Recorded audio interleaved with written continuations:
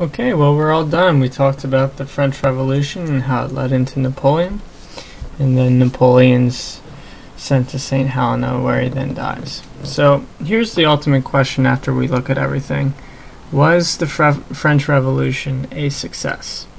I could easily see you making two arguments, one saying no and one saying yes. Let me give you the no part first. Basically, France and Europe, at the beginning of the French Revolution and then at the end of the French Revolution, pertaining to the French Revolution, can be broken down into three different groups of people. There are more groups, but I want to focus on these. The conservatives are the ones that love the king. They support the king. They think the king is good, so they want to kick it old school. They're reactionaries. They want to bring it back to King Louis XVI. They want to bring it back to the days of the old regime, the nobility. They look at the French Revolution as a horrific thing and spiraled out of control because it had the power. And you got to leave the kings have the power and then peace and order. So these are people that have got the money. They're conservatives. Again, supporters of the king. These are liberals, and we're using terms that they would have used back then. Today, you could call someone a liberal and not mean what I'm about to say. But liberals, in context of the French Revolution, they want slow change. So these are the people that would say, yes, the French Revolution started out good, but it went too far, too fast. So they would have been for the king being stripped from his power, and then the people gain the power. But the change, this is key, the change would be slow. Gradual changes. Okay? The radicals say no. Radicals are for radical. They want radical change. They want quick change. They were the ones who implemented the National Assembly and then the National Convention and then the beheading of the king. These are the people that want immediate power for the people right away. Okay? So this is the important thing you need to know. After the French Revolution, there's this committee called the Congress of Vienna. Right here you can see them getting together.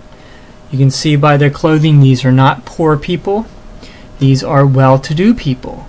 You can see the nice area in Vienna that they're being held at. They're being held at in a area that is wealthy. So your guess should be the conservatives, just by looking at that picture, are the ones who are leading the Congress of Vienna. And if that's your guess, it's the correct guess. So this Congress of Vienna was out to decide what to do with Europe after the French Revolution. And if it's conservatives that are leading the Congress of Vienna and calling the shots, then you know they're going to be about bringing back kings and queens, bringing back kings that were ruling land that Napoleon took over. And that's this term right here, legitimacy.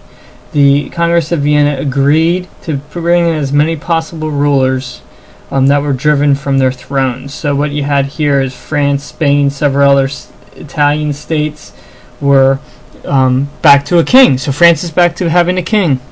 So to this question, was the French Revolution a success? No. They went back to having a king. And it was even more of a failure, you could say, by the containment of France. Switzerland became a country as a result of the Congress of Vienna. They created a whole bunch of small countries. Right here you can see Switzerland. A whole bunch of small countries outside of Switzerland, outside of France, to make France become smaller. So this was once part of France. They take it away more and to make Switzerland become stronger. And so it was basically uniting the Netherlands and basically to make France weak. That was containment of France. Weaker, I should say. So they want to be able to overpower all the other nations. Okay? And then we have the Concert of Europe. The Concert of Europe is pretty easy to understand. It's when all the monarchs of Europe agree to work together to fight, to put down a revolution if a revolution were to take place in their country. So it was basically, if another French Revolution, let's say, occurs in Austria, all the monarchs agree to work together to put down that revolution.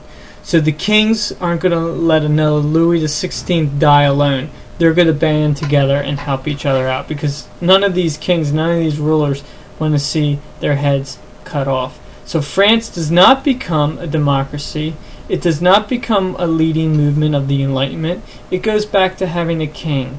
And France, so you could say immediately, was not a success. Now, where could you argue that the French Revolution was a success? Well, give it time. And by 1848, this is quite some time after the French Revolution failed, and after Napoleon was eventually kicked out. We're talking, roughly speaking, 35 years or so. Do the math. And what you're talking about here is all these stars here. These are where revolutions break out in Europe. Now, not all of the revolutions are about kicking out a king.